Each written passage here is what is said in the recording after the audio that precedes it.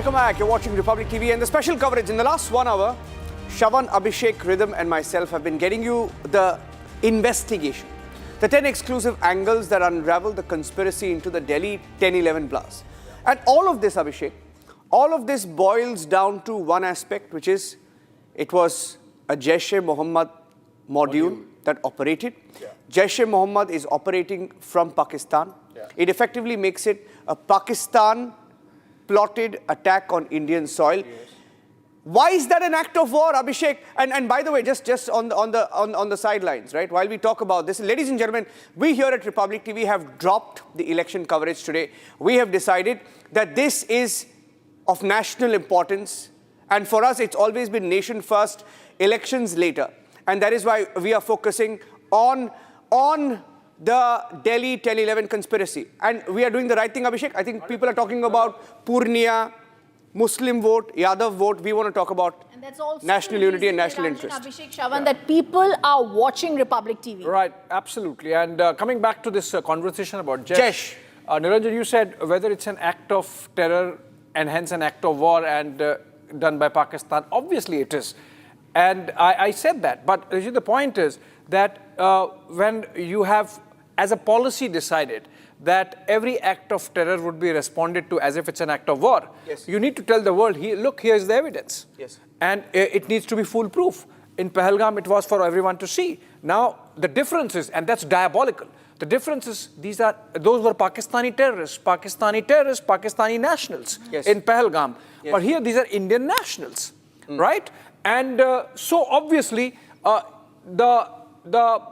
while the national security agencies are at it, and we have already shown some of the sliver of evidence that they have collected, yes, and is for there to be seen. When we make a statement to the world, or when we respond, it has to be backed by full evidence. I think that process is taking a bit of time, and whenever it's done, you will hear a statement coming in, either from the Home Minister or maybe, from the Foreign Secretary, whoever in the government decides. I also think it's really sinister, Shravan, Dr. Shahina's role now as the head of the JEM Women's Wing. Well, in fact, the fact of the matter is this, Abhishek, that there is evidence. The evidence that Pakistan will certainly deny, because this is the non-deniability factor that Pakistan has been working for. Yeah. In the month of October itself, this actually started, and that is the reason why there was a lot of chatter within the intelligence agencies that this is what they were basically planning. On 25th of October, when the first audio tape was basically released, or when the intelligence agencies got their hands on the speech that was delivered by Masood Azhar, where he was basically addressing that it's going to be a women brigade, and that is going to be led by none other than Masood Azhar's own sister. And the plan was basically this, that first you basically tap family members of Kashmiris in Pakistan-occupied Kashmir. So that it becomes a reason why they can basically interact, and they are also looking at those who are vulnerable.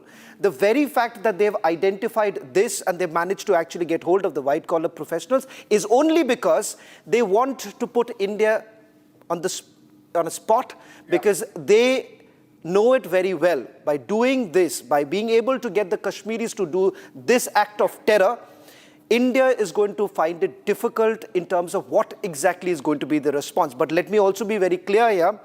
There is clarity that's emerging. And in fact, as far as evidence is concerned, that is also there. In fact, like Shravan, you're saying, investigators have now traced the direct links that are there to Pakistan's group Jaish-e-Mohammed. Sources say Umar Mohammed, the doctor associated with the Faridabad module of Jaish, panicked after the group's bust and fled to Delhi using the same car later involved in the Delhi blast. Meanwhile, the other accused, Dr. Shahina, has been identified as the head of Jaish's women wing, like Shravan was telling us, working under Masood Azhar's sister, Sadia Azhar.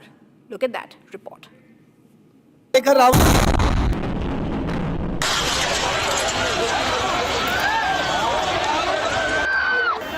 Bomb blast हुआ है के सामने अभी 1 minute पहले.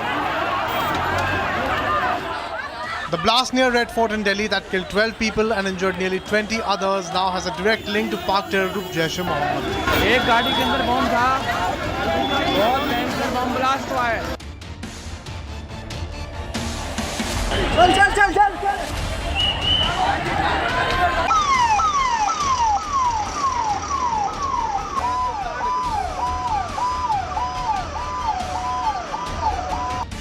Delhi Police's initial investigations reveal Umar Mohammed, a doctor by profession and part of the Jaish module, busted in Faridabad when rogue after learning his aide's arrests. Sources also say that a panic struck the group when police raids began in Faridabad. Umar, fearing arrest, fled to Delhi in the very car later used in the Red Fort blast. The probe indicates the suspect's motive, as he planned the suicide attack as soon as he learned that the Faridabad module has been busted.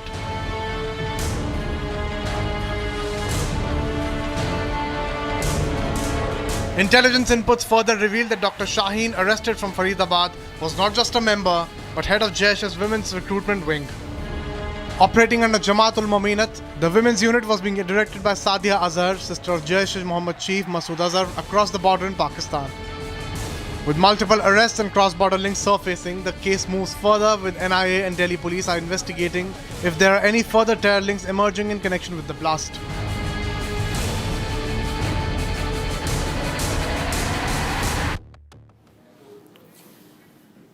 Successfully in the last 3 to 4 days, Shravan and Abhishek, in rhythm, terror modules have been busted, not just in Faridabad, even in Saharanpur. Of course, the links are emerging, the dots are being connected, and also in Gujarat, a very, very dangerous module. And at the heart of it was this man. He's a terror doctor as well. Look at the irony, right? Terror doctor, Dr. Syed, from Hyderabad, went to China, studied medicine, came back, was in Gujarat, wrecking terror targets. Among the 3 terror targets that they had wrecked, Shravan, one of them was the UP RSS office headquarters. Second was the Delhi Mandi, Sabzi Mandi, right? And the third was the Ahmedabad fruit market, Naroda fruit market. And they were developing a chemical to unleash mayhem. And that is called the Ricin Terror Module. Ricin chemical being made, developed by these 3 to unleash terror. Shravan, if you can talk about that, and then we'll get Abhishek to get us the latest. A quick point as far as why this is extremely lethal. It can contaminate water. Pipelines could have been contaminated, and that could actually wipe off, literally wipe off scores of people. And Abhishek, if I can just bring you in quickly, one of the reasons why they were recently, the Gujarat ATS was basically pointing out that this also has an international link that's coming in. Yeah. And something, Niranjan and Rhythm, actually caught the attention of people in the West. Yeah. They were hugely discussing that this can be possible, and that's exactly what the Gujarat ATS was pointing out to. 100%. And imagine ricin, this poison, like milligrams, micrograms, and no odor, no taste, and you're gone. And he was producing it or trying to produce it at an industrial scale. And also in this case, as in the case of Faridabad module, the linkage is going back to Pakistan, because his handler, Abu Khadija, is a man in Pakistan. And he had handlers in Afghanistan also, the Islamic State. Remember what Afghanistan, the Taliban regime has said, that the Islamic State is being hoisted and foisted by the Pakistani deep state now.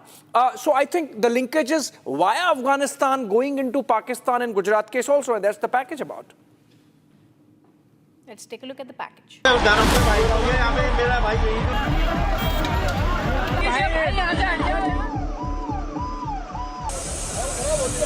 A suicide bombing shook the heart of the national capital on Monday evening, leaving behind 8 dead and many more injured. Early probe has established the role of Dr. Umar Nabi as the suicide bomber who carried out the Red Fort blast in his I-20 car.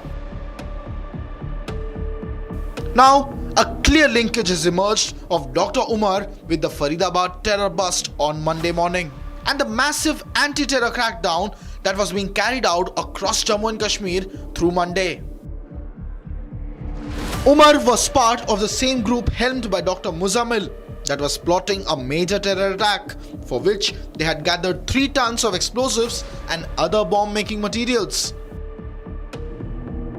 The police arrested Dr. Muzammil's girlfriend Dr. Shaheen early on Tuesday morning, taking the total arrests in the Faridabad terror conspiracy to 7. That includes 4 doctors, 3 of which are from the Kashmir Valley. The blast probe has since spread to multiple states. Uttar Pradesh, where Al-Qaeda terrorist Bilal Khan was grilled by the ATS under custody, revealing deadly radicalization game. Haryana, where doctors Muzammil, Adil and Shaheen had collected all the ammunition and were on the verge of carrying out a major terror attack. Jammu and Kashmir, where the Faridabad module doctors came from. Gujarat, where Dr. Ahmed was making deadly ricin at a makeshift factory to carry out a biochemical attack with mass poisoning. And even Telangana, as Dr. Ahmed is a resident of Hyderabad. While the arrested accused are from UP, Kashmir, Delhi and Telangana, there's a clear common linkage through these individual cases. Educated white-collar terror converts, all kingpins are doctors. And highly radicalized Islamists despite their education. While a very big terror tragedy was averted with the crackdown, हम सभी संभावनाओं को तराश रहे हैं और सभी संभावनाओं को ध्यान में रखकर इसकी गहन जांच की जाएगी। सभी ऑप्शन की तुरंत जांच होकर नतीजा जो आएगा जांच हम जनता के सामने रखेंगे। the fact that the anti-national forces could put in place a multi-city, multi-state network of many independent modules makes one thing clear. There is a common conspirator, handler and director of these terrorists. Would the security agencies unravel the larger terror plot soon?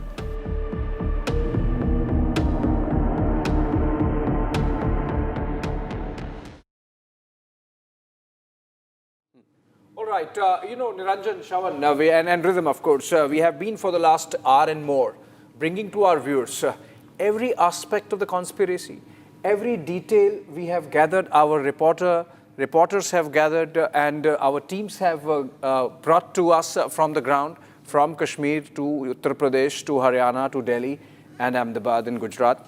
I think one thing is very clear, that while the blast did take place and we did lose some lives, a major terror tragedy has been successfully averted because the scale of preparation was huge. Now, what the security agencies have to see is that they do not let go of this chance.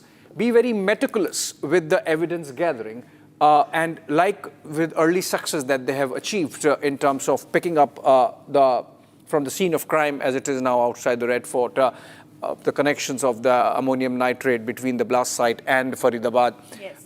They go ahead, get every detail, for example, the phone call records between these conspirators, unmasked now, and make sure that the world knows the true face of terror operating out of Pakistan.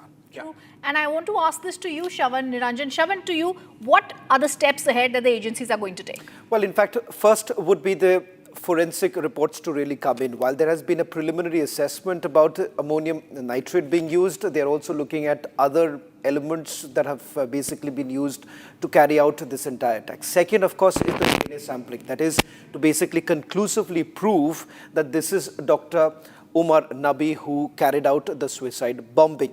The third and the most crucial aspect is basically part of who's part of this entire module. Is it over? Or there are more people, because it's very clear that there are handlers of this entire module. Absolutely. So that is the crucial angle right now. Niranjan.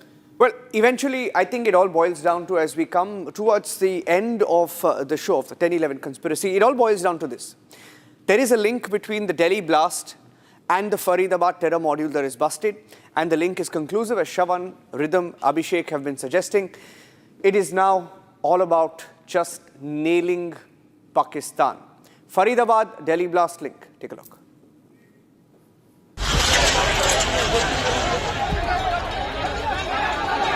A powerful explosion near Delhi's Red Fort shook the capital last evening, killing at least 10, injuring 20 others. The attack, carried out using a white Hyundai i20, has now been traced to Faridabad in Haryana, revealing chilling links to a Jaish-e-Mohammed-backed terror module that was operating from Faridabad's Al-Falah University. Investigation shows the car was driven by Dr. Umar Nabi, a Pulwama-based doctor associated with the Faridabad module, busted just hours before the blast.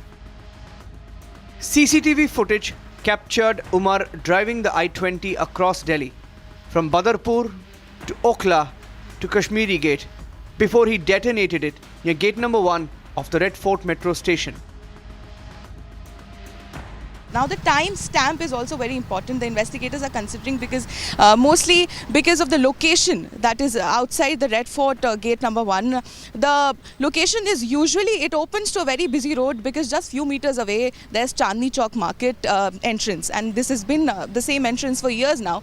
And the cars are usually stationary there, right, parked right outside the gate number 1. So this car itself was also parked in the parking lot, and it moved out from there at around 6:48 and was slowly moving towards the red light just around 200-250 meters away, and moments later, just a few minutes later, at 6:52 there was a loud blast from the Hyundai i10 and which again resulted, we know that resulted into several cars which were near it catching a fire. Police have tracked the car's history through a chain of 6 owners, from Gurugram to Ambala to Pulwama. But the registration remained under one name, Mohammad Salman, detained on Monday evening. From Salman, the car went to Devinder in Okhla, then to Amir in Pulwama, and finally was handed to Umar Nabi, who used it for the suicide attack. Umar was part of the Jaish module in Faridabad, led by Dr. Muzammil and Dr. Shaheen, both working under Pakistan-based handler Sadia Azhar, sister of Jaish-e-Mohammed chief Masood Azhar. During raids on 2 Faridabad buildings, police have seized 3 tons of explosives, ammonium nitrate, 2 AK-47 rifles, large quantities of ammunition. And as those raids began, Umar Nabi escaped, taking the car to Delhi. Reaching Red Fort, he waited almost 11 hours before he exited the Red Fort parking. 3 minutes later, the car exploded.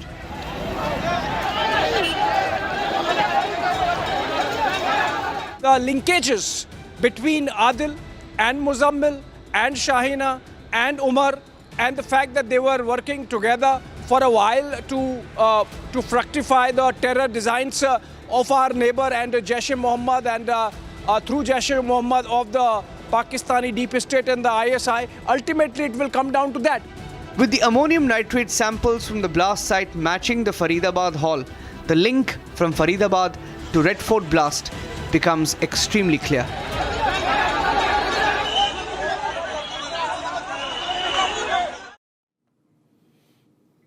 Okay, so we're getting in some breaking news as we come to the end of the show. We have our correspondents across India who've been tracking the story, especially along Delhi NCR, where all the action is on the Delhi 10-11 blast. There is a movement. DNA samples are being collected. Shravan has more details.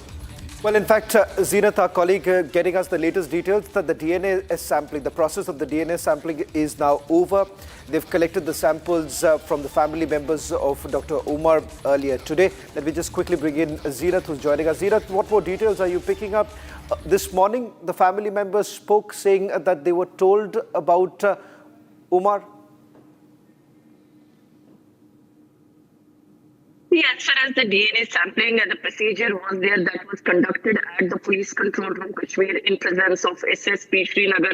Actually, he is the one who has been breaking all the details, and he busted the module from the Paripura police station to Nogam station of the police in Srinagar. And today the 4 samples were collected. Mother, father and the 2 brothers of Dr. Umar. Samples have been collected and the procedure. Okay, I think we have a bad audio with you there. Zeenat, poor audio, we'll fix that. Poor audio, we'll fix that. DNA sample process of Umar's family. Umar Nabi, who was at the wheel. That's Umar's family. That's we'll just change that picture. Rakshita is also joining us live. Rakshita, we saw the forensics come there, the NIA which has taken over the investigation, trying to go beyond the perimeter, and obviously they had to because the impact of the blast was such that a lot of evidence would have flown hundreds of meters away, maybe. Now, we saw that they were trying to do that today, but a bit late, given that, you know, the media and everybody was there. What did you see? What did you see? What are the big takeaways for you as you reported from the blast site today? Well, they have been at work since morning, since early morning, and in fact, all the areas, right from this gate number 1, that is right now completely sealed. Nothing is visible. We are not allowed to go beyond that. That's gate number 1 of the Red Fort metro station. That was the exact spot of the blast, and that is where the evidence has been collected from. But not just that. If you go beyond this entire stretch, in fact, has been examined by the FSL team, and evidence has been collected. And not just this road, this Digambar Jain Lal temple also had many pieces of some car, some mangled remains of the car were also some broken pieces were found here. A head was also found here. There was a gory images that we cannot show. There was a head, and there was part of a shoulder on the terrace also that was found. So all that has been collected as the sample. Not even if you see behind that, right ahead of this entire stretch of Netaji Subhash Marg, this entire drain-like structure, if you see on the right side beyond the railing, also there have been some a car steering part that has also been recovered, a horn that has been recovered. It was a Hyundai vehicle. We do not know if it was the same one or not, but right in front of our eyes, all those samples were taken across this road as well. And now, as we understand that not just the explosives sample, but also the body, the remains are being examined. And Amit Shah, the Home Minister, has asked for the report as soon as possible so that it can be ascertained. And one thing is clear, that ammonium nitrate was part of the explosive that was used. That also established the link with the Faridabad module. Get an update from Al Falah University, because this afternoon 6 people were detained. One happens to be the HR of the university itself. My colleague Sobia is there at the university. What more details are you picking up in terms of the investigation that has been carried out so far, Soumya?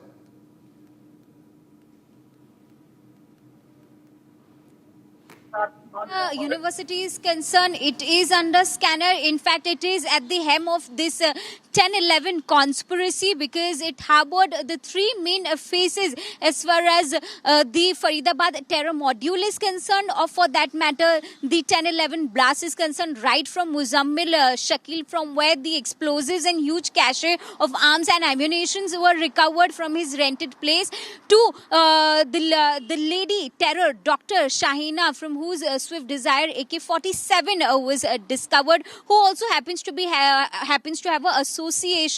an association with Jaish-e-Mohammed's newly opened women wing. And now on third number we had Umar Nabi, who is the prime suspect in the Delhi blast case, who the Delhi police is suspecting could be behind the wheels. So the post the blast, now as far as Al Falah University and investigation within the premises of the university is concerned, we had over hundreds of police officials scanning and combing through the university and detaining 7 people after an investigation for which ran for several hours and began at 7 a.m. early this morning. Back to you. We have reporters also left. Let's also go across to Gaurav, who's now joining us from Saharanpur. But also, we also have Swarali joining us from Ahmedabad. Abhishek, you had questions on that to Swarali also? Well, Swarali, you would have been talking to the Gujarat ATS sources. Are you getting a sense that in the case of the Ahmedabad or Gandhinagar module also, the linkages are going back to Pakistan, maybe via Afghanistan, the Islamic State? See, till now, whatever information we are gathering from on ground, and as we are talking to Gujarat ATS, they have denied links to all the other modules in Uttar Pradesh, Delhi, or Jammu and Kashmir. But we cannot forget that yesterday, when the investigation was going on, they had said that link cannot be denied. The investigation is in process, because all 3 terrorists who were arrested from Ahmedabad in Gujarat, it is very important that Dr. Syed, Azad and Suhail, now both the others who belong to Uttar Pradesh had done Reiki of Delhi, Ahmedabad, Lucknow and Jammu and Kashmir. So totally the link cannot be denied. Again, on the other hand, the handler, it says in Afghanistan-Pakistan border, Abu Khadija, and huge fund was about to be coming on the way of Ahmedabad module. On the other hand, a very lethal weapon was going to be unleashed, in a sense that Ricin, which is a very potent toxin, was supposed to be made and all the raw material was gathered. The Republic is constantly tracking this story minutely, but the link cannot be denied. Investigation is on way. As soon as we get any information on link, we'll come back to you as we get more information, Swarali. I also want to go across to Gaurav, joining us from Saharanpur. Gaurav, Dr. Adil was in Saharanpur. We got details about what he was doing here. The AK-47 was found in his locker.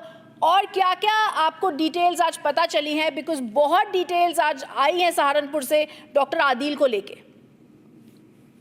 जी बिल्कुल, जैसे मैं आपको बताना चाहूँगा, सबसे पहले विब्रोस hospital में काम करते थे। कम से कम 6 महीने उन्होंने वहाँ पे काम किया है। वहाँ पे काम करने के बाद मार्च के महीने वहाँ से गए थे, इसके बाद के महीने वहाँ से गए, इसके बाद वे अपना फेमस मेडिकल में उन्होंने ज्वाइन किया था। 6 महीने के करीब उन्होंने वहाँ पे काम किया है। अचानक ही जम्मू कश्मीर पुलिस उनके घर पर आती है। घर पे आने के बाद उन्हें अरेस्ट करके ले जाती है। सबसे बड़ा सवाल ये है कि जम्मू कश्मीर पुलिस जब उनको अरेस्ट करके ले जाती है, तो बाकी जो खुफिया जांच थी उन्होंने भी बताया है, और खासतौर पे सामने आया है निकल के उनके जैसे मोहम्मद से संपर्क के जैसे मोहम्मद के पोस्टर लगाने के जम्मू कश्मीर उनके अंदर उनके ऊपर आरोप लगाए गए थे, जिसके बाद उनको यहाँ से गिरफ्तार। Okay, thank you for that, Gaurav, Swarali, Soumya, Rakshita and Shambhavi. Thank you for joining us. That's all the time that we had.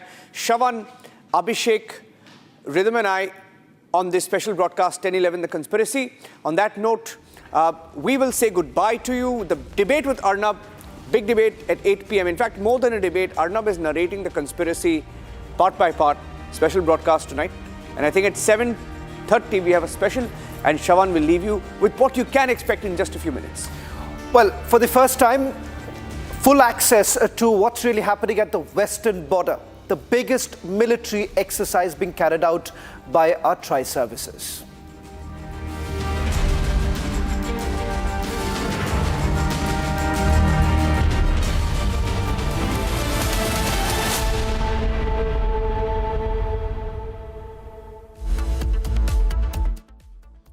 Co-powered by Century Ply Club Prime. Raho befikar.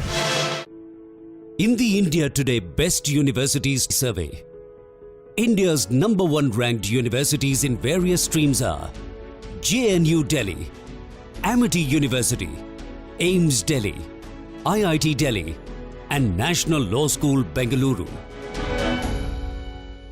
पैसा लगाना है तो century ply club prime पे लगाओ।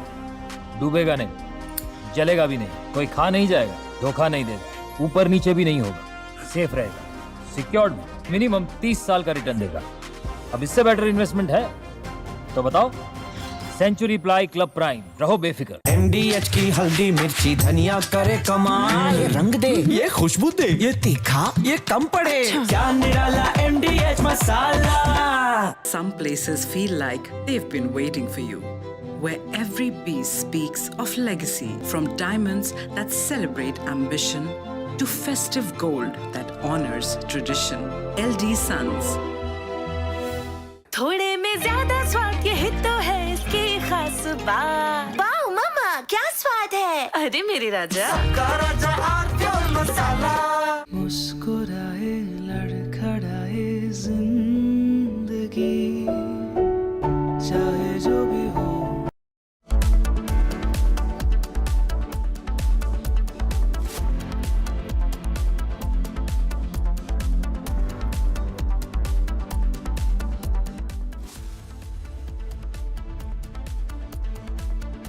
Co-powered by Century Ply Club Prime. Raho befikar. पैसा लगाना है तो सेंचुरी प्लाई क्लब प्राइम पे लगाओ। डूबेगा नहीं, जलेगा भी नहीं, कोई खा नहीं जाएगा, धोखा नहीं देगा, ऊपर नीचे भी नहीं होगा, सेफ रहेगा, सिक्योर्ड मिनिमम 30 साल का रिटर्न देगा। अब इससे बेटर इन्वेस्टमेंट है तो बताओ। सेंचुरी प्लाई क्लब प्राइम, रहो बेफिक्र। दादी के हाथों का जादू और खुशबू से महकता घर, माँ की मुस्कुराहट और खाने की सुगंध। MDH गरम मसाला, क्योंकि हर रिश्ता है स्वाद से जुड़ा। Some places feel like they've been waiting for you, where every piece speaks of legacy, from diamonds that celebrate ambition to festive gold that honors tradition. LD Sons. थोड़े में ज्यादा स्वाद, यही तो है इसकी खास बात। वाओ मामा, क्या स्वाद है? अरे मेरे राजा मुस्कुराए लड़खड़ाए जिंदगी चाहे जो भी हो। सर, पेशेंट के लिए कौन सा रूम प्रेफर करेंगे आप? जिंदगी भर के प्यार का कोई रेट कार्ड नहीं होता। Tata AIG health insurance, with you like family, with you always. इसको घर पे लगाओगे तो शादी का तो पता नहीं, पर घर पक्का नहीं टूटेगा। रुंगटा नहीं तो घर स्ट्रॉन्ग नहीं। रुंगटा स्टील TMT बार एकदम सॉलिड। पहाड़ों में एक हाइकिंग स्टिक भी बन सकती है।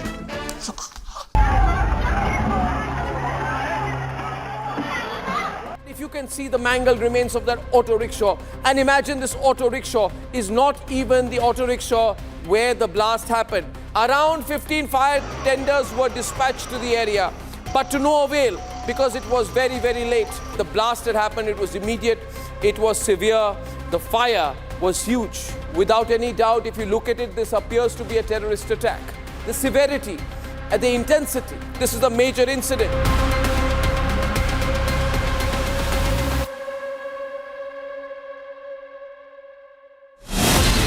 From Asia's largest news headquarters, setting the agenda for Bharat.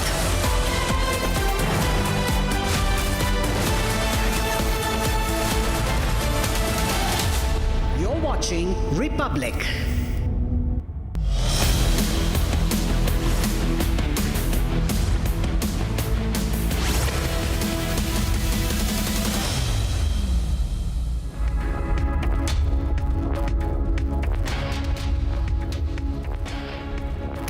Hello and welcome you. You're watching a very special episode of Republic Defense.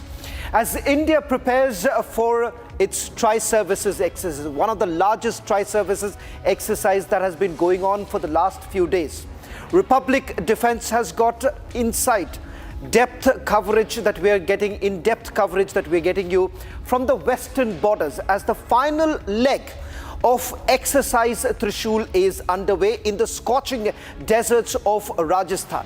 In fact, India's war machines roll out in perfect synchrony.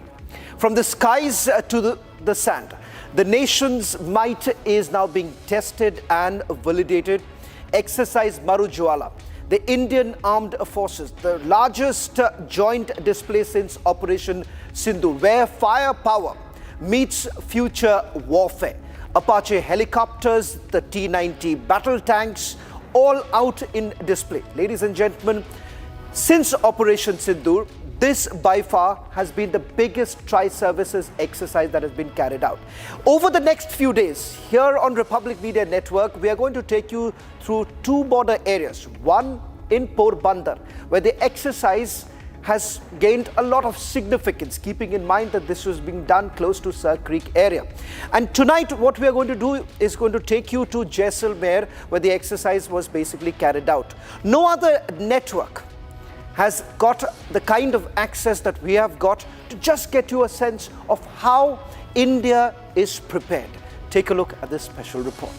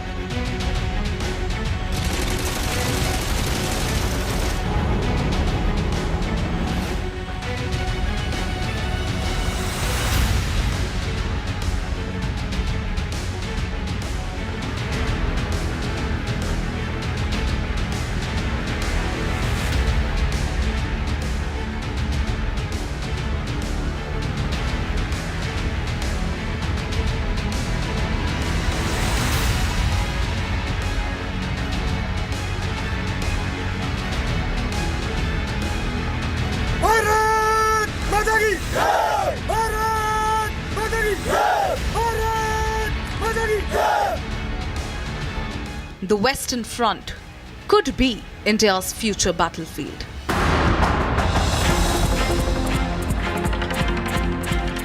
Final phase of exercise Marujwala, part of Tri-Services Trishul, rumbles into action in Rajasthan's Jaisalmer.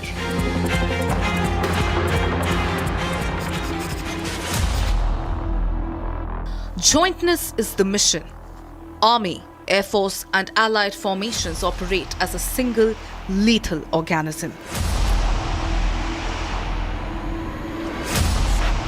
From ground to air, it is the might of the Indian Armed Forces that is being witnessed here as part of Exercise Trishul. Right now, we are in the forward area of the Jaisalmer in the Rajasthan, and in these deserts, how Indian Armed Forces are proving their might. This is what is evident on ground. From the robotic mules to the Ashni platoons, these are what the Indian Armed Forces next. The modern generation warfare is all about, to these giant tanks, the T-19 tanks to the K9 howitzers that have the capacity to not only to completely decimate the adversary area, but also to ensure that the adversary's any nefarious plan is foiled, because from this very place, when the target goes, it leaves the adversary completely decimated, and that is what the T-90 Bhishma tank is actually known for. Apart from these Bhishma tanks, we also have these precision weapons that have the accuracy as precise as 0 meters, so that the adversary's attempt can be destabilized. And then is the K9 howitzer tanks, those who are capable to actually go into 40 to 50 kilometers into the enemy's territory. So one strike from this very place and it will be the adversary that will be completely decimated. And these men on the tanks, they are capable enough to strike the adversary. We have seen these tanks that how they play a vital role, especially in these deserts where it is almost impossible for everyone to move. They fly like the king and they give adversary that how their nefarious plans will be decimated, because from this very place in Jaisalmer, where we are reporting from, and Indian Armed Forces are conducting their largest ever joint exercise Trishul after Operation Sindoor. Here the message is not only from the K9 Ashni platoon, the robotic mules, the T-90 Bhishma tanks, but also the aerial support being given by the Indian Air Force, the Mi-17, the Apache attack helicopters, the advanced light helicopters, and also the Jaguars that are roaring on the skies of Rajasthan.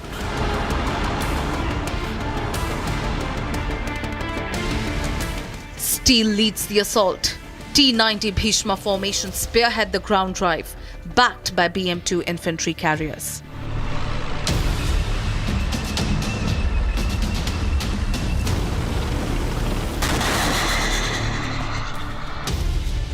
This is T-90. This is the tank that is the main battle tank of the Indian Armed Forces. And right now we are moving in the deserts of Rajasthan.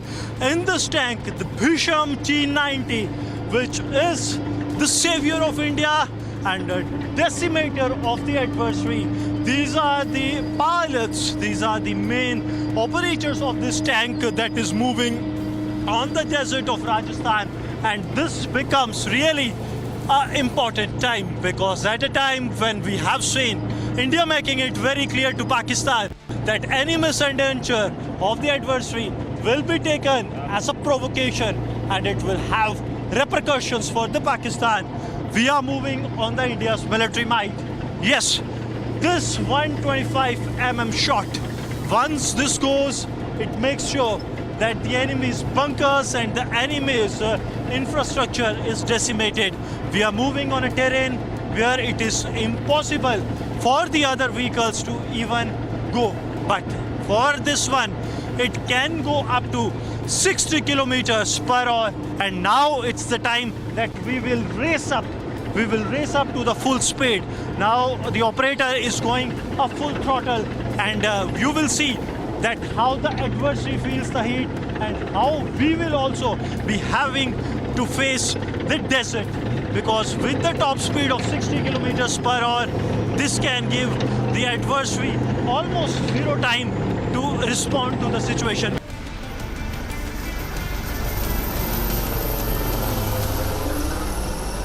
The sky dominates the fight. Apache AX-64S provide precision strike and overwatch. sensors, rockets, and guided munitions shaping the battlefield.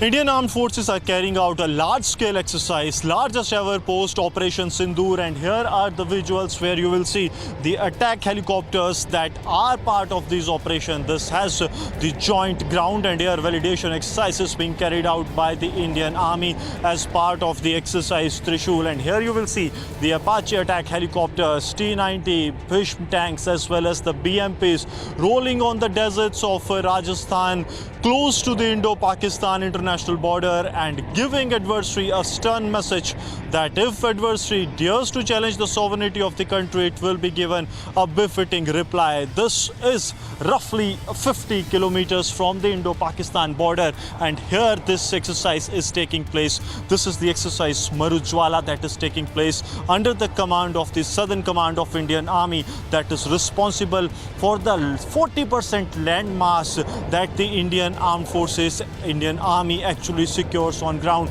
And here you will see that how the coordinated response is taking place. It is the jointness, Atmanirbharta, and the innovation that has been brought in. And here you will see the Apache attack helicopters that are providing an aerial support and aerial assistance to the Indian Army's ground maneuvers. So this is totally a high intensity maneuvers that are taking place here on the ground, that after back-to-back the ground is being totally covered with the T-90 Bhishma tanks and the BMPs that are taking the troops forward to the adversary area. There are the movements of the troops on ground as well. So it's the mechanized infantry and then the airborne units that are carrying out this drill. This is to actually come up to the modern challenges, the modern warfare that has been witnessed in the past as well, and especially after Operation Sindoor, we have seen that how war has taken a new turn. And now what we are witnessing here in the deserts of Rajasthan, that a joint operation validation is taking place here on the ground. Precision artillery extends reach. K9 Vajra and 130mm guns deliver long-range fires. Battlefield depth now measured in kilometers. It's the ground and the air operations that are underway as we speak from the Indo-Pakistan international border. Here you will see how these T-90 tanks on the ground, and it is the drone on the top. Here I'll request Vijay Surendravatji to go to the ground, that how the T-90 tanks and the BMPs are advancing to the enemy's position. Here you will see these main battle tanks that are known to decimate the adversary. They are roaring on the deserts of Rajasthan. This is to ensure that this kind of a warfare where the enemy's success lies on its ground forces, how to decimate these forces. And here you will see that how these tanks are advancing in one of the toughest terrains of the country. Mostly these areas are the ones that are actually the deciding factor for any war that takes place. How these ground maneuvers are taking place along with the aerial support that is being given not only by the Indian Air Force but also the aviation wing of the Indian Army. And here you will see the tanks, the T-90 Bhishma tanks that are the main battle tanks. They are roaring, and here you will see it is the Jaguar fighters on the skies of Rajasthan, very close to the adversary Pakistan. So this sends a clear-cut message to the adversary that what India is preparing for, that if they dare to challenge it, it will be given a befitting reply. And here, though the smoke has taken over, but this also sends a clear-cut message that now the adversary area, this has been completely captured by the Indian ground forces. Meanwhile, the Ashni drone platoon deploys tactical UAVs for real-time targeting and precision strikes. Indigenous drones are one of the key assets when it comes to the modern warfare, and right now, as we report from the exercise Marujwala, here the Indian Armed Forces have also brought in their specialized drones. These drones are especially made for the modern warfare. They can not only keep an eye on the adversary but also have the capability to drop the payload. You will see that they have a special place that is built to drop the payload. In this case, this is just a piece of paper paper, but they can also record what is going on, and that comes to the display to their handlers. So that is in a handheld device, they will be able to see what will happen, and now it is being made airborne as the situation arises. As we continue with the here at the exercise Marujwala in the area, in the deserts of Rajasthan, one thing that sends a clear-cut message to the adversary is the India's preparedness. The preparedness that how India can tackle any threat, not only that how we can do the ground maneuvers to give adversary a befitting reply, but also the systems that have been put in place so that the enemy's warfare threats can be destabilized within no time. Sudarshan drones penetrate deep, 40 km plus, jam resistant with payload capability. Swarm drones sweep the skies. Drop-capable drones resupply forward troops. Robotic mules push ahead as silent logistic eyes. After the mechanized infantry vehicles and the aerial support that has been given here on the ground, it's the time for the ground troops of the Indian Army to advance. This is part of the exercise Trishul that is taking place, that how troops of the Indian Army equipped with the sophisticated weapons, they are advancing to the locations of the enemy. Right or the left, wherever you will see, you will find the troops of the Indian Army advancing, because these are the areas are really very challenging. These deserts are the one where they have to ensure that the adversary do not see them even after advancing to the adversary area. So how tactically these troops are moving, that is what you are witnessing here, because here in this desert terrain, the one of the key challenges is survival. So it is not only that they are surviving, but they are also ensuring that they give adversary a befitting reply, and the deployment has been done in such a manner that the rocket launching position is towards the enemy's main target area from where enemy is carrying out the assault. As power equipments go mobile, the IAF proves that runways are expendable. Highways landing and rapid turnaround sorties are set to sharpen combat realism. Meanwhile, field commanders validated tactics. Lieutenant General Dheeraj Seth reviews Akhand Prahar, praising innovation and formation level adaptability. The message? Self-reliance must be battle-proven. The robotic mule that you will see, that mule is taking this first aid along with it. This robotic mule is of quite importance, reason being that it has an advanced camera on it that gives an additional support, while on the other hand you will see a drone coming. These are the loitering munition drones that can carry the payload. The payload can be of the form that it can destroy the enemy's area, and it can also provide an assistance to it. You will see robotic mule that is providing the first aid kit to the security forces, while that payload drone is dropping the ammunition for the security forces, for the Indian Army troops that are part of operation. So this is the larger motive of this exercise, that how to validate the operational preparedness of the security forces, that how they can carry out the operation at a time when the challenges are manifold. From the sands of Jaisalmer, India demonstrates a clear truth. Jointness and self-reliant innovation define battlefield advantage. Prepared for war, prepared to win.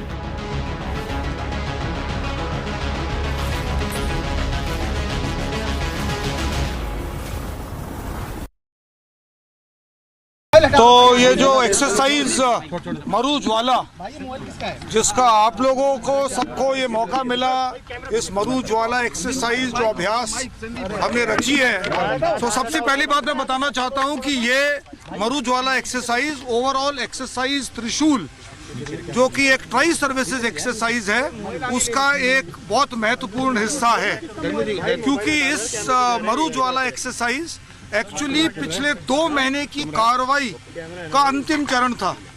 यानी कि 2 महीने से यहाँ पर southern command का जो सुदर्शन चक्र core है, जो कि स्ट्राइक कोर है, वो यहाँ 2 महीने से पूरी मेहनत के साथ अपनी ट्रेनिंग कर रहा है, और उसका जो मेन दस्ता है वो एक शाहबाज डिवीजन जो एक रैपिड है वो इसके साथ शामिल है, और इसके अलावा सदर्न कमांड का aviation brigade, EW brigade, para SF battalion, ये सब एकजुट होकर इन्होंने पिछले 2 महीने में जो कामयाबी हासिल की है उसका जो फल वो आप सबने आज सुबह मरुज्वाला के तहत देखा।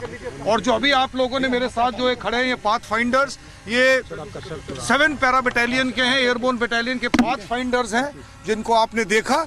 और ये अंतिम चरण में, क्योंकि एक ये स्ट्रेटेजिक फोर्स होती है, रैपिड रिएक्शन फोर्स, जो स्ट्राइक कोर ने अपने ओवरऑल प्लान बनाया है उसको आखिर क्षण में अंजाम देने के लिए इनको एक स्ट्रेटेजिक टारगेट दिया जाता है। तो ये आप लोगों ने यहाँ पर देखा। मैं सिर्फ इतना कहना चाहूँगा कि ये जो पिछले 2 महीने से जो कार्रवाई चल रही है वो तमाम ऑल आर्म्स, यानी कि चाहे वो infantry, armoured, mechanised infantry, engineers, artillery, इनके तमाम ऑल आर्म्स दस्तों का लैंड बेस्ड मनूवर की जो ट्रेनिंग थी उसके ऊपर फोकस था। और मैं बड़ी खुशी से कहना चाहता हूँ कि मेरे साथ यहाँ सुदर्शन चक्र के कोर कमांडर साहब भी मौजूद हैं कि सुदर्शन चक्र कोर ने जिस कड़ी मेहनत के साथ ये ट्रेनिंग की है, तो मुझे पूरा विश्वास है कि आने वाले समय में इन्होंने जो नए जनरेशन इक्विपमेंट अपने इनको मिले हैं उनको इन्होंने अपनी ट्रेनिंग में शामिल करते हुए नए टीटीपीज जो निर्धारित किए हैं उनकी ट्रेनिंग की है। और मैं सराहना करना चाहता हूं पूरे सुदर्शन चक्र कोर की कि जिस प्रकार से उन्होंने मेहनत से अपने आप को इस प्रभावशाली मरुज्वाला द्वारा मुझे आज जो दिखाया गया उससे मैं पूरी तरह से संतुष्ट हूं। और इस सुदर्शन चक्र कोर की तमाम इमदादी दस्तों की मैं सराहना करता हूं। और इसी बात से मैं आज ये कहना चाहता हूं कि हम पूरी तरीके से ऑपरेशनली रेडी हैं। जो नया जनरेशन इक्विपमेंट है उसको हमने भली भांति अब्जॉर्ब किया है और आने वाले समय में इस ऑपरेशनल रेडीनेस को हम और बढ़ावा देंगे। As we are showing you the might of the Indian Army and its soldiers that carry out one of the complex operations along the borders. This is the complex combat freefall, and here you will see the troops of the Parachute Regiment of the Indian Army, which are also known as the Special Forces. They are coming. This is a freefall. They have been dropped from a moving C-130 and now they are landing here at a place that has been earmarked earlier. These operations usually are carried out deep inside the enemy's territory with the motive that every troop that comes down, they have a motive and achievement to make, and that is what they have been tasked earlier. So equipped with the sophisticated weapons and the supplies that they have with them, they are now landing at the locations that have already been earmarked. These are complex operations because here it is not only that you have to fight the wind, but also to ensure that as you land, you have to be prepared. You will see that once the soldier has come down, first priority of them is to get a bag, that is the supplies that they have been carrying along with them. These are the operations that are carried out deep inside the enemy's territory, like I was mentioning. So there lies the threat that upon landing they have to get into the enemy's line of action, or they have to get themselves engaged with the enemy. So they are prepared for that as well. And now as we speak, you are seeing that how these troops with the help of parachute, they are coming down, and then as they land down, they immediately take their position, and these positions are such that it takes them hardly a 60 seconds time so that they can respond to the situation. I'll request Rawatji to show you that as soon as they land, their first priority remains to get down and then to reach their supplies, because their supplies reach 10 seconds prior to them, and then they have to go back to their supplies, get their supplies, get in a position so that if the enemy is there, they can immediately launch an assault on the enemy and can destroy and achieve their target. With the Surendra Rawat, Goswami Singh for Republic Media Network.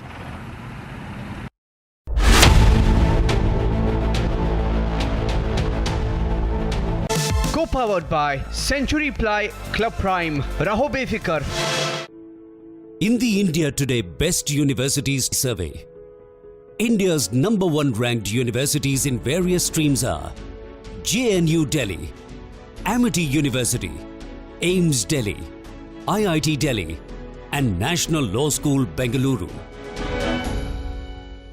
पैसा लगाना है तो century ply club prime पे लगाओ, डूबेगा नहीं, जलेगा भी नहीं, कोई खा नहीं जाएगा, धोखा नहीं देगा, ऊपर नीचे भी नहीं होगा, सेफ रहेगा, सिक्योर्ड, मिनिमम 30 साल का रिटर्न देगा।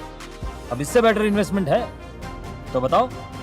सेंचुरी प्लाई क्लब प्राइम, रहो बेफिक्र। आर प्योर सूजी पास्ता उबालो मिलाओ और खाओ 8 मिनट में तैयार। क्या टेस्ट है सबका राजा आर प्योर मसाला। मुस्कुराए लड़खड़ाए जिंदगी चाहे जो भी हो। सर, पेशेंट के लिए कौन सा रूम प्रेफर करेंगे आप?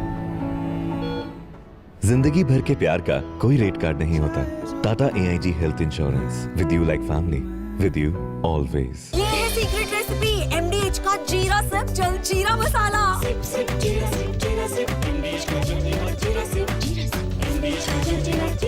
Some places feel like they've been waiting for you, where every piece speaks of legacy, from diamonds that celebrate ambition to festive gold that honors tradition. LD Sons.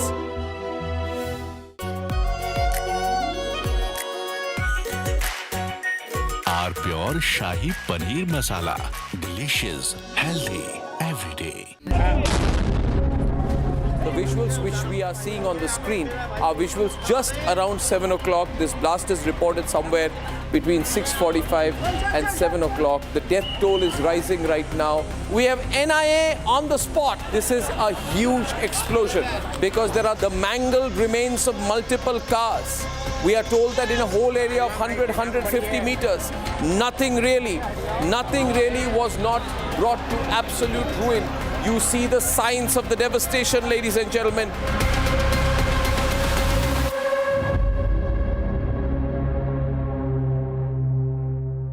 Co-powered by Century Ply Club Prime, रहो बेफिक्र। पैसा लगाना है तो century ply club prime पे लगाओ। डूबेगा नहीं, जलेगा भी नहीं, कोई खा नहीं जाएगा, धोखा नहीं देगा, ऊपर नीचे भी नहीं होगा, सेफ रहेगा, सिक्योर्ड, मिनिमम 30 साल का रिटर्न देगा। अब इससे बेटर इन्वेस्टमेंट है तो बताओ। सेंचुरी प्लाई क्लब प्राइम, रहो बेफिक्र।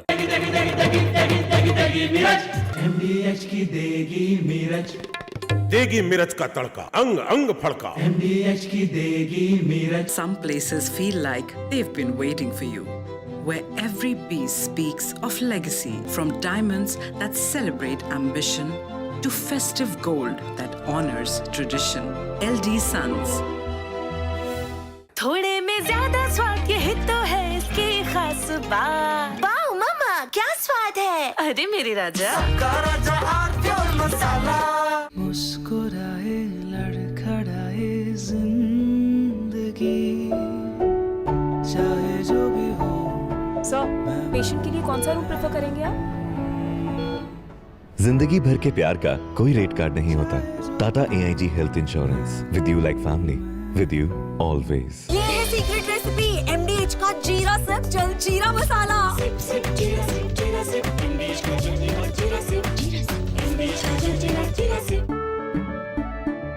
केसरिया से मन जोगी हुआ रे, दिल झूमे देखो मतवारा हुआ रे। केसरिया से मन जोगी हुआ। हर पल मनाओ केसरी त्योहार। विमल बोलो जुबान Kesari.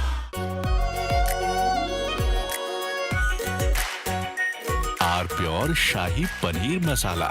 Delicious, healthy, every day. Some places feel like they've been waiting for you, where every piece speaks of The Faridabad Pulwama Jaish link to Delhi blast. Arnab narrates the Delhi blast conspiracy. Arnab's 1-hour explainer on the conspiracy, debating tonight at 8 p.m.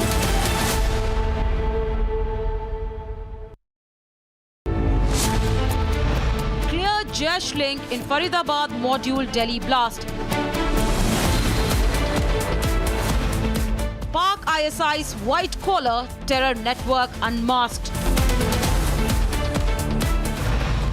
Why isn't the Pakistan link named in the Delhi blast? Debating tonight at 9 p.m.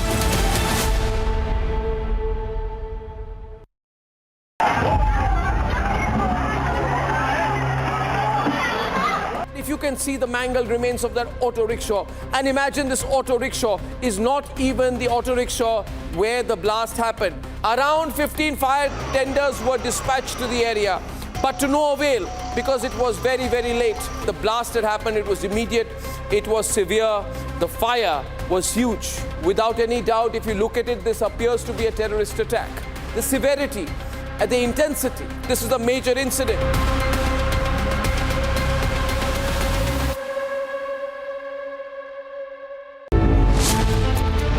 Clear Jesh link in Faridabad Module Delhi blast. Pak ISI's white collar terror network unmasked. Why isn't the Pakistan link named in the Delhi blast? Debating tonight at 9 p.m.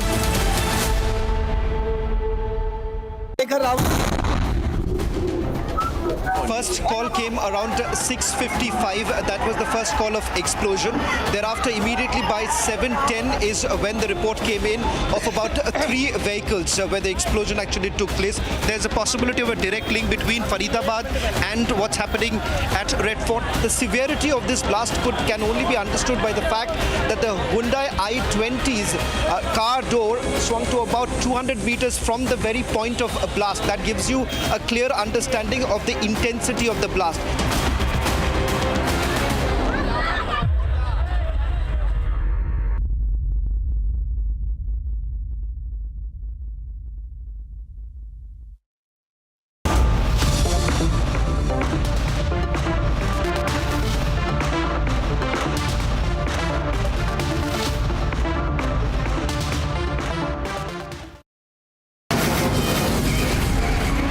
From the Republic Media Network headquarters, it's time for Arnab Goswami on The Debate.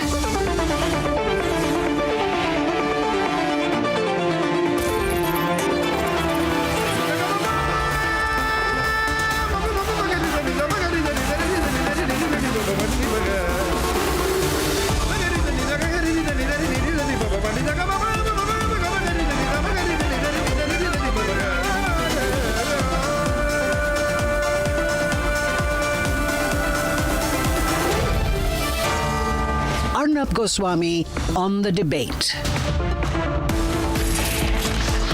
On the show tonight, a very detailed investigative account of the Delhi terror attack conspiracy.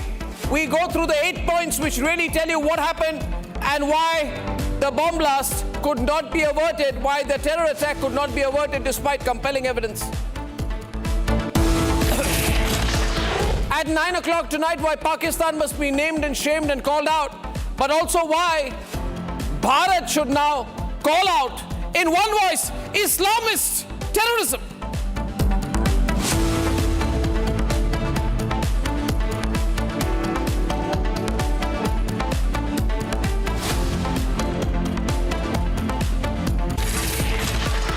And tonight is not the night to be politically correct. Tonight is not the night to be a fence-sitter. Tonight is not a night to drown yourself in the grays. Tonight is the night to call out black and white. Tonight is the night to ask the tough questions. Why is the Modi government still not naming Pakistan? Did we falter at the very end of being just about to unravel the big terror plot? Are we as a nation getting so woke that we are not able to call out Islamist terrorism? I come to you tonight with the real questions no other channel will ask. Did the agencies falter at the last minute?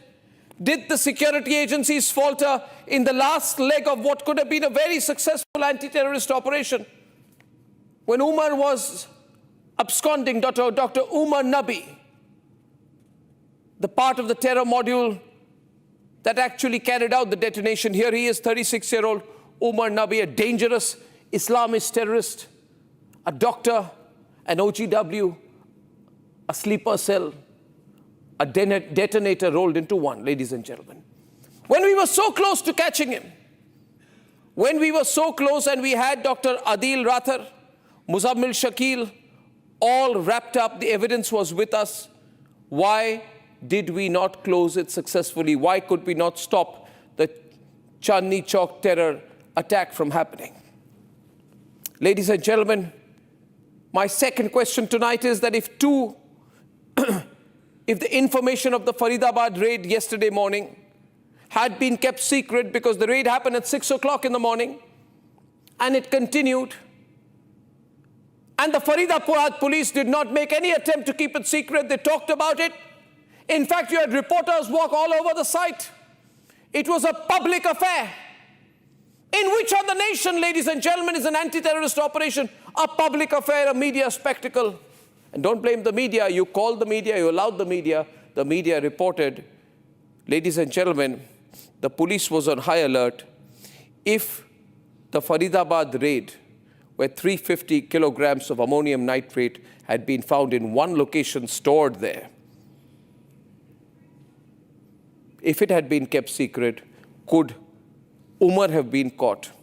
Could the whole radicalized Umar I-20 Hyundai car which walked through, could it have been stopped? Did Umar in panic carry out the terrorist attack because he knew that Faridabad had been exposed?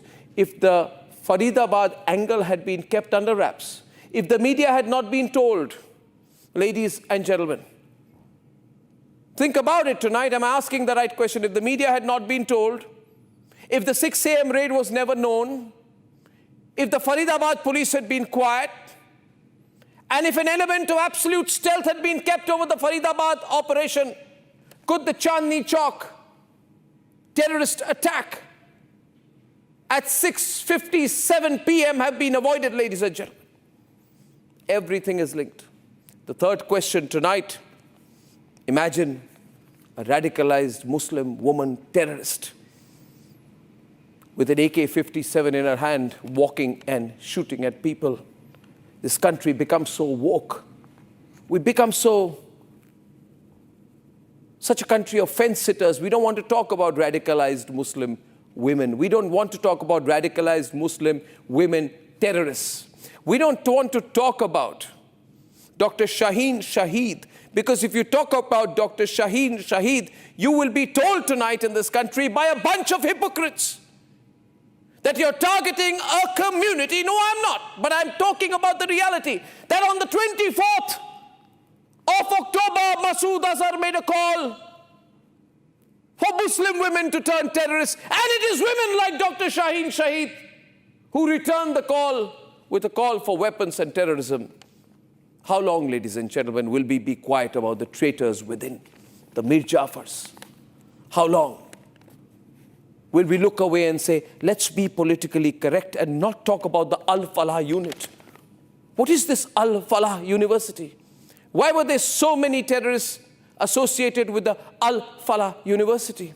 Did anyone in the Al-Falah University not know about the terrorism that was being planned and operated and epicentered on the perimeter of the national capital region of this great country? So tonight is not a night to be quiet. I repeat tonight. It is a night to ask, how do people like these, how do traitors like these, how do criminals like these, how do Islamist terrorists like these, and yes, I will say so repeatedly and repeatedly and repeatedly, and you must say after me, for these are Islamist terrorists. They say terrorism has no religion. I agree, terrorism has no religion. But these four criminals, masterminds, terrorists, these four scoundrels, ladies and gentlemen, these four jihadis, self-proclaimed, they did have an ideology. And that was one ideology that anyone who has a different point of view must be eliminated and killed. These people are working for Pakistan. I call upon our government to name Pakistan. We can't be, if we have said that an act of terrorism is an act of war, tonight is the night to make that absolutely clear with our actions. How long will we allow OGW and sleeper cells in this country from Faridabad, Ahmedabad, Lucknow, Hyderabad, Kashmir, Meerut, Saharanpur, Hapur, Rampur, How long will we allow this OGW sleeper cell network to continue and say, oh, but these are opinions, these are people who stand within the circumference of Indian democracy like termites to eat it from within? Why was there an attempted ricin poisoning in Gandhinagar, ladies and gentlemen? The Gujarat anti-terror squad arrested a man called Ahmad Mohiuddin Sayyid, a 35-year-old MBBS doctor from Hyderabad who wanted to carry out a biochemical terrorist plot with transnational linkages. This MBBS doctor, trained in China, was experimenting with a very lethal toxin called ricin, extracted from castor seeds. He wanted to do a reconnaissance of the high footfall public areas. This man is a dangerous man. He is an Islamist terrorist. Islamist terrorist. And all of this was happening, ladies and gentlemen, while on the other side of their border, the favorite man of these traitors, Asif Munir, because I truly believe that these traitors owe their allegiance only to Pakistan. Pick them up and throw them to Pakistan. Ladies and gentlemen, send them to Pakistan. We are not a nation interested in reforming jihadis. Kill the jihadis, eliminate the jihadis, or throw them out and send them back to Pakistan where they belong. Ladies and gentlemen, yesterday, Munir got the constitution changed in Pakistan to become field marshal for life. Is it accidental and that on that day, this act of terrorism happened? Narendra Modi's proclamation, which we believe in, every act of terrorism will be considered an act of war. This doctrine is being put to test. We look upon our government to translate these words into action, to put the blame where it is due. Do not buy for time, and do not think that as time fades, memory fades. It doesn't, ladies and gentlemen. We want action. The government said Operation Sindoor is still on. We believe the government. Operation Sindoor is still on. That's why we expect the government, with fullest of sincerity, to make it clear that what we said, an act of terrorism would be an act of war, will be put to the test, that we will follow it up with action, extremely soon.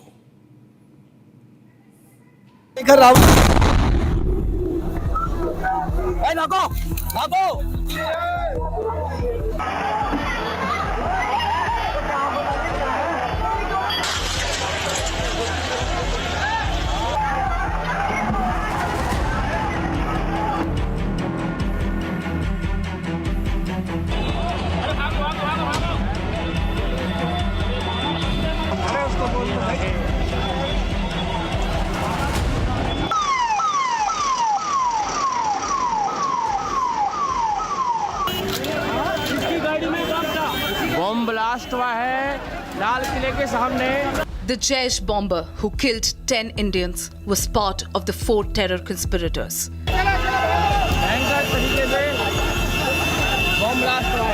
Look at their faces closely. Dr. Muzammil Shakil, part of Jaish Interstate and Transnational Terror Module. He worked at the Al-Falah University but was from Pulwama, Kashmir.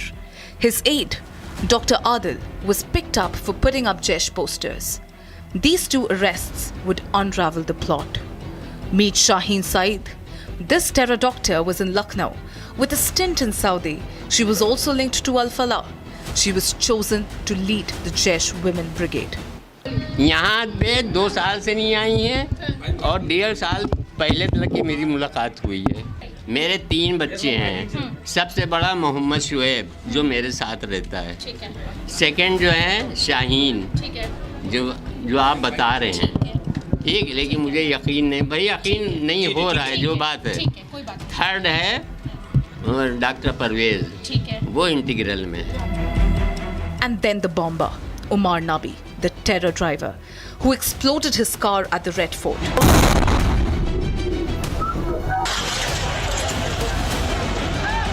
He fled from Faridabad the moment the raids began on Monday. This is the place, this is the rented spot from where more than 360 kg of material, of explosive material was discovered. They were trying to hide it with a hay here. You can see there's a very small room that Muzammil actually rented from the owner of this house to store all the explosive material. The Al-Falah University in Faridabad has become a Jaish den. All 4 terror conspirators have links here. All 4 worked together on the campus, where raids are on. As of now, the police is not divulging a lot of information that is happening inside. However, we have this constant movement of senior police officials within the premises of Al-Falah. As per the police officials who just left, still we have the crime branch of the Faridabad police continuing the investigation inside the Al-Falah University. The suspected car bomber, Omar Nabi, fled using this I-20. A video from the 29th of October shows how he maybe did not work alone. Seen in this video near Badarpur. At a PUC center, getting pollution certificate for a car he would use to later on bomb Delhi.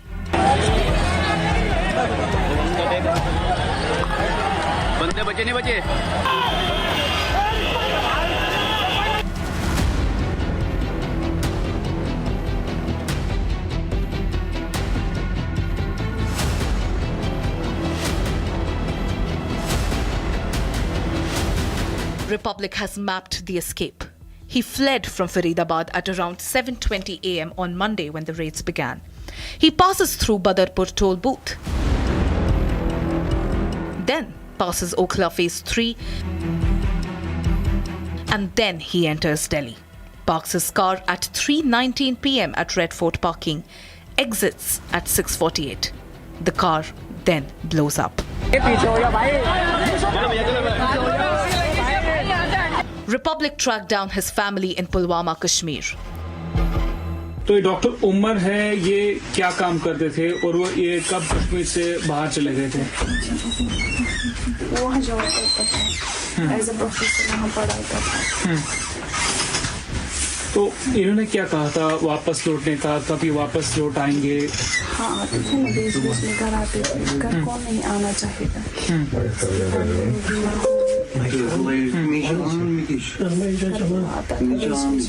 लेकिन आधा घंटा या दिन भर रहते थे बस, फिर चले जाते थे। The searches continue.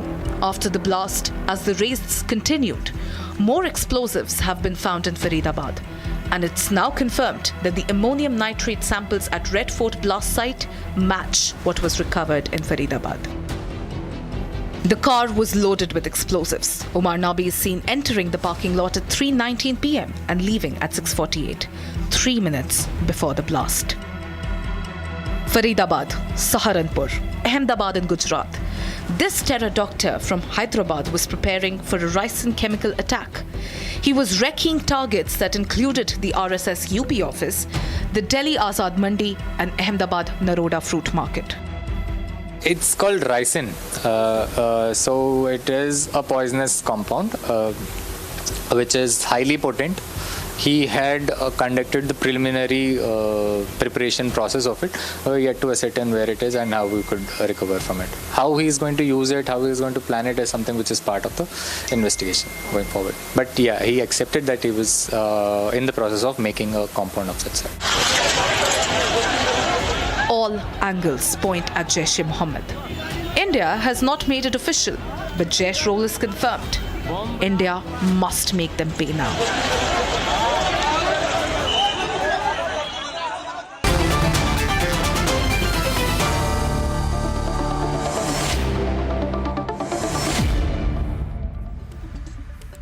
The 4 conspirators, I want to start with YC Modi is with us this evening, former Director General of the National Investigating Agency. NND Dubey, retired DIG of the National Investigating Agency. Dr. Vikram Singh, former DGP, Uttar Pradesh. And Professor Dinesh Rao, an acclaimed forensic expert. I want to go through all the angles, ladies and gentlemen, and pictures and visuals and graphics will play as we speak. The first angle are the 4 conspirators. Dr. Umarun Nabi, the first person who carried out the blast, Dr. Muzammil, the man in charge of the Faridabad module, Dr. Adil Ahmed Rathar, who had an AK-47, is in the resident doctor of the Government Medical College in Anantnag, and Dr. Shaheen, who we are now told, the visuals can play, the graphics can play, who we are now told is the woman doctor from Lucknow, also who had an angle to the Al-Falah University. Now, all these people are associated with a private university called the Al-Falah University in Faridabad. Al-Falah University in Faridabad. My first question is, does this put the university also under scrutiny? How is it possible that all these people were operating from the Al-Falah University, one place where they were all operating from? Was that like a terrorist base? Dr. Vikram Singh, your thoughts, please, first. Good evening, gentlemen. Arnab, you have a very pertinent point. Al-Falah University had a lot of explaining to do in what way and what kind of control they had on the activities of their students. What did they probably fail to understand the devious designs that were going on. Instead of being a breeding ground for terrorism and also for getting recruits for Jaish-e-Mohammed, they should have done much better. I'm very disappointed. It is a private university, but it is not a matter of coincidence, Arnab, that all these devious elements had some link with Al-Falah University. Al-Falah, yes, they got tremendous and magnanimous grants from the Middle East. They have deep funds, they have deep pockets and flushed with funds. But it is the job of the university also to see what kind of extracurricular activities their students are indulging in. The proctorial board, the management, and also the faculties are there to also supervise what kind of social media interaction they have. They should have some kind of social media control and restrictions on them. And the signs of radicalizations are very apparent. And any person with a depth of 20 years of academics would know what is going behind the eyeballs of an average person, whether he is going ahead with radicalization, whether he is turning a deviant, or whether he is on a normal track. The moment you talk about this, anything which is a so-called educational institution, you are told, oh, you are becoming anti-Muslim. If you say Al-Falah University, why is it the center? You'll be told you're anti-Muslim. And that becomes a protective layer. My first question is for conspirators. YC Modi, why did it go wrong? I would say it went wrong because they could not catch Dr. Umarun Nabi, who was driving the car. Appropriate visuals can be seen. You see the car out there, ladies and gentlemen, a Hyundai i20 car taken from Al-Falah University, 7:40 a.m., goes through all the toll booths, eventually reaches near Chandni Chowk, is parked at 3:19 p.m. and stays there for almost over 3 hours and 40 minutes, and at 6:48 is driven out and detonates within 4 minutes. It's a slow-moving car and detonates close to a metro station. Why could the authorities not catch Umar? Where did they go wrong, in your view? YC Modi, who's been former DG of the NIA. Arnab, you will have to see the background. Delhi has been terror blast free for last more than 10 years. And initially, yesterday, we were not sure. I mean, I could make out only from media. We were not sure whether it is a terrorist attack or there is some cylinder blast. But after seeing the devastation caused by that blast, then only it started appearing that it is a terrorist attack. Then the background of arrest and seizure in Faridabad, in Dhauj area in this medical college, when then only people started linking that this is the terrorist attack relating must have been caused. Which brings me to Faridabad, Mr. Modi. I don't know what Mr. Modi, which brings me to that angle of Faridabad. Yeah. In the revelation that jolted the intelligence agencies, a joint operation by the Jammu and Kashmir and Haryana police busted what people started describing as white-collar terror network, which is a covert ecosystem of radicalized professional students, doctors and clerics operating under academic cover across J&K, Haryana and Uttar Pradesh. The most dangerous thing, ladies and gentlemen, if you're watching Republic tonight, is academic cover. You can sit in JNU and say, Bharat tere tukde honge, inshallah, inshallah, and Arnab Goswami asks you a question and you'll be told you're a right-winger. You can do what the hell you want in the Al-Falah University. If you question Al-Falah University, why it becomes an explosive storehouse, you'll be told you're anti-Muslim. Now, the question goes, Mr. Modi, and I'd like to take that question across to NND Dubey, who's been former DIG at NIA as well. Mr. Dubey, the Faridabad storehouse, rented 8 months ago by Dr. Muzammil Shakil, a Kashmiri medical student and faculty at Al-Falah University.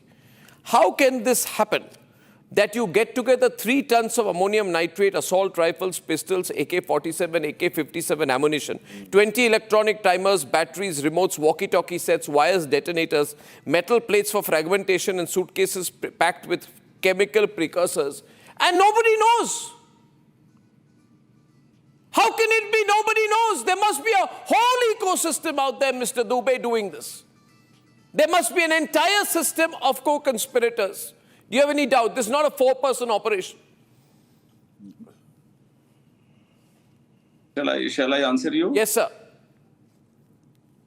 It's absolutely correct that transporting such a huge quantity of ammonium nitrate along with complete detonation system to 2 different hideouts in Faridabad general area, taken on rent by the conspirators, by the terrorists.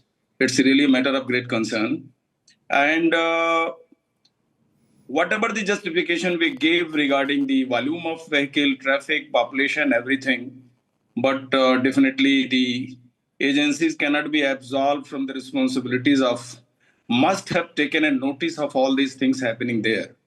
That is a very truth. I mean, one cannot defend it. Windows breaking. Now, the second thing is that these modules, they generally work from a very, very clandestine way of operations. You see the total plot. One thing I'll add here, because everybody is focusing on J&K, but I tell you, there is not a single agency not operating in J&K. Everybody is keeping J&K on proper radar. But now investigation will reveal the total chain of transporting this material from place A to place B. And regarding AK-47, it's my hunch that even not only J&K, there may be some other part of the country which might have taken a route to hand over the AK-47. Because if the doctor was carrying AK-47 and these terror outfits don't hand over AK-47 to a normal person, so storing such explosive material for this purpose and also having AK-47 to the chief of that module is a very, very significant thing. Number 2, our biggest loss is Umar, Dr. Umar, because I am very sure the kind of details Umar might have been having, I don't think usse zyada precious koi aur ho sakta tha. So he was probably the chief of the entire module, and by the revelation of the recovery in the Faridabad area, he might have got alerted in the morning and he might have taken this course of action as a last resort. Secret. I'm sorry, but first elementary question here. But before that, Shaman comes with breaking news on who was providing the ecosystem and the support for these conspirators. Shaman. 3 new names as far as who was providing the logistics. Louder. One, the fact that 88 bags were basically recovered from one house in Faridabad where the explosives were stored. That is 2,900 kilograms. The second house is again in Faridabad where 350 kilograms of ammonium nitrate was recovered. And you have an overground worker, a Maulvi, a cleric who was basically providing the logistics in Faridabad. Apart from that, there are 2 other overground workers who are basically providing the logistics to the 3 of them. And let's be very clear, Dr. Omar, the terrorist doctor here, along with Muzammil and Adil, they were the ones who were amassing this entire weaponry and also the ammunition. In fact, let's also be very clear here. What can you tell us of Islamic cleric? So this is breaking news. A Muslim cleric. I repeat, I've got the names. A Muslim cleric was operating behind the scenes, behind the Faridabad module that carried out. A Muslim cleric was behind the Chandni Chowk blast. Big breaking news from Shawan. Please go ahead, Shawan. In fact, I've got the names. They have been taken into custody. Number one, cleric from Shopian, that's Maulvi Irfan Ahmad. He has been arrested, questioned. Second is Mewat cleric Hafiz Mohammad Ishtiaq. And the third, which is extremely important because here comes the Pakistan link. Or from what they have basically come across is a Telegram channel that was being operated. These were basically channels that had links with their handlers. And that's where they basically found out that it was Maulvi Ishtiaq who was basically providing all the help for the movement of this arms and ammunition. Where is Maulvi Ishtiaq based? Breaking grid tonight, ladies and gentlemen. Only on Republic, 3 Muslim clerics. 3, I repeat, Muslim clerics were behind this entire operation, remote controlling it from the back. This is breaking on the debate with Republic. Yes, please. Now, where was this third cleric from? Well, in fact, I'm given to understand that this was from Uttar Pradesh, but Maulvi Ishtiaq was basically taken into custody by Srinagar police because following the arrest of these 3 Maulvis came in Dr. Muzammil and Dr. Adil. And interestingly, Umar was also operating along with them. Clerics. Also, one more important news coming in. When Umar actually got to know that the Faridabad module has been busted, that's when he hurriedly tried to carry out this entire attack. So there has been a slip up. Let's make no mistake about the fact that Umar, who was already on the run, and the police was well aware of it. In fact, while the Jammu and Kashmir police have been able to, unearth this entire module, but the fact of the matter is that when Faridabad police made an announcement of the fact, there was a press conference that was done by the Faridabad police commissioner stating that they have basically recovered this arms and ammunition. That was the very time, Arnab, the very time when this movement actually took place, the movement of Umar. Right. And he started moving around. Big story there. Big story there, Shawan. Moving around. Shawan, I want to go for a quick reaction there. I want to go across to Professor Dinesh Rao, Department of Forensic Medicine and Toxicology at AIIMS Jammu. Now, Professor Dinesh Rao, tell me, you're a toxicologist, you're a forensic medicine expert. If agencies are working on something like this, how is it possible